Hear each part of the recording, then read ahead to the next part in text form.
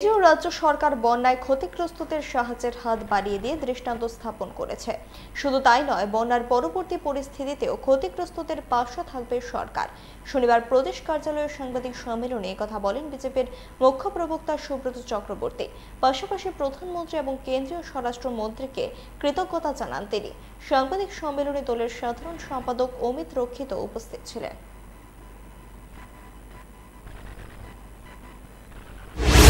পরিস্থিতি সৃষ্টি হওয়ার প্রথম সময় থেকে শুরু করে প্রতিটা মুহূর্তে আমাদের রাজ্যের মাননীয় জনপ্রিয় মুখ্যমন্ত্রী অধ্যাপক ডক্টর মানিক সাহা মহোদয় প্রতি মুহূর্তে তার মনিটরিং করছিলেন, নিজে বাড়ি থেকে হোক, সরকারি দপ্তর থেকে হোক, মুহূর্তে মুহূর্তে রিপোর্ট পাঠিয়েছেন এবং ত্রিপুরার প্রশাসনকে সর্বোচ্চ সতর্কতায় রেখে 24/7 এই মুডে রেখে প্রশাসনকে তিনি ঢেলে সাজিয়েছেন, যার ফলশ্রুতিতে এই ভয়ঙ্কর বন্যা পরিস্থিতি, যেটা শরণার্থীর কালে আর হয়নি, সেই জায়গা থেকে এখন মানুষ অনেকটা বেরিয়ে আসতে সক্ষম হয়েছে।